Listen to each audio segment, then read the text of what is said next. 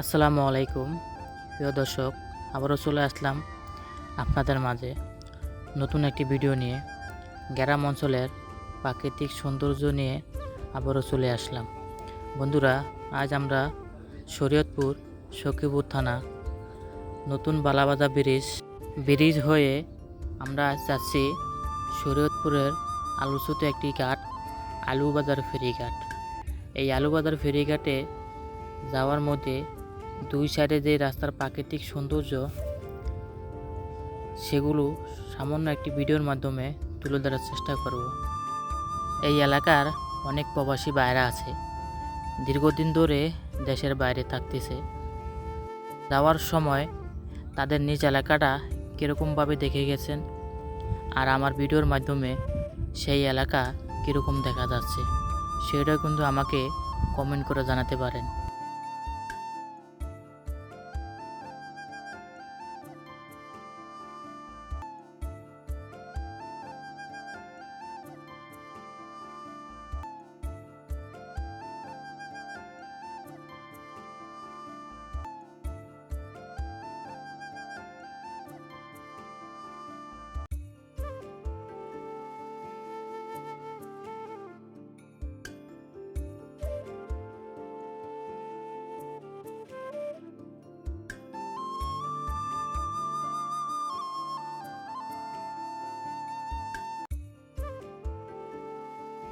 বালাবাজার bridge হতে খায়েরপট্টি পর্যন্ত থেকে সম্পূর্ণ রোড পাকা, আর খায়েরপট্টি থেকে আলুবাজার ফেরিঘাট পর্যন্ত থেকে রাস্তার কাজ চলতেছে।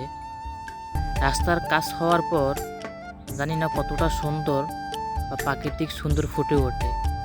যদি কেউ এলাকার কেউ থেকে থাকেন, যদি রোডটা পাকা হয়ে থাকে, আমাকে কমেন্ট করা জানাবেন।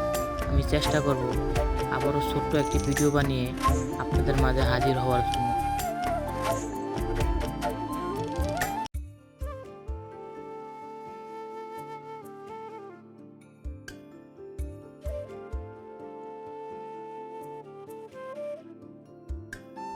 বন্ধুরা, রাস্তার দুপাশে প্রাকৃতিক সৌন্দর্য দেখতে দেখতে খায়েরপট্টি ওভারটেক করে চাঁদপুর জেলা ইব্রাহিমপুরের বর্ডার ঘেঁষে এখন আমরা চলে আসলাম শরীয়তপুরের ফেরিঘাট।